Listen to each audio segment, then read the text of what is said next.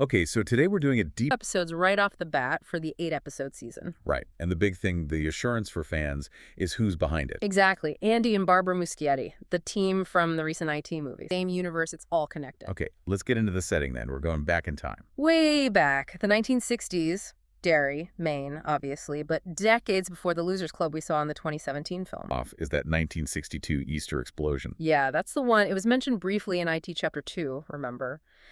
Here it seems like the catalyst for this particular cycle of horror. Killing dozens of kids.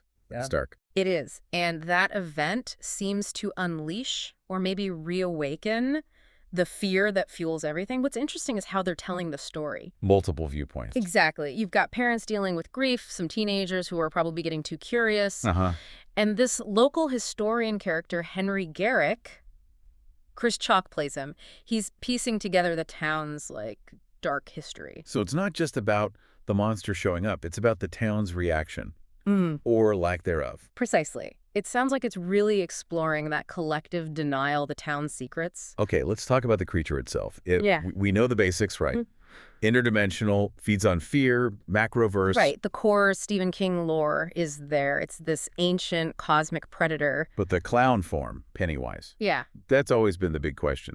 Why that specific disguise? And this is where the show seems to be adding some really cool new layers. The premiere apparently doesn't just show up with the clown fully formed. It starts more subtly. It is testing things, a shapeless presence first. Interesting. So how does it land on the clown? Well, here's the chilling part. There seems to be a hint of a human connection to that costume. Maybe someone from the past, like a performer from the 19th century, or maybe even that name that pops up in the book sometimes, Robert Gray. Robert Gray. Wow. So it might have actually adopted a specific person's likeness. That seems to be the implication. It gives that familiar image a whole new kind of tragic, creepy context. It's not just random. And the town itself, Derry. The sources suggest it's more than just a location. Yeah, it's like a supernatural magnet. It sort of amplifies fear, amplifies violence. You're making it the perfect feeding ground. Exactly. The show seems to suggest Derry's own history, its own sort of psychological decay, the apathy, the willingness to look away. That's what draws the entity there. It thrives on that. Makes sense. It needs the fear, and Derry provides it. Constantly. And speaking of connections, for fans wanting that direct link, Skarsgard. you got it. The sources confirm he makes a brief but apparently thrilling appearance as Pennywise right near the end of the premiere. Ah, nice. So it bridges the gap perfectly. Kind of seals the deal, cinematically speaking. So it sounds like the horror isn't just this cosmic entity. It's also very human. Definitely. The show seems to be using the horror metaphorically, exploring grief, denial, conformity. And the 60s setting allows for exploring other darkness too, right? Like social issues. For sure.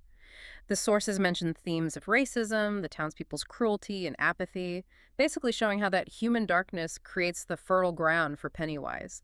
The human stuff fuels the monster. It's all connected. Human horror feeding cosmic horror. That seems to be the core idea. And what about the wider Kingverse? Any specific nods for the diehard fans? Oh, yeah. There are definitely some Easter eggs. A newspaper headline apparently mentions Castle Rock. Okay, classic. And a potentially bigger one. A librarian mentions a turtle carving. Good turn. Exactly, the Right. cosmic turtle. That little detail just instantly scales everything up, reminds you this Derry horror is part of that huge, interconnected King universe. Okay, so wrapping this up, Welcome to Derry sounds like it's really aiming to deepen the whole IT story. Yeah, not just showing Pennywise again, but digging into how this kind of evil takes root, how community trauma and denial essentially invite the monster in. It's as much about the town as it is about the clown.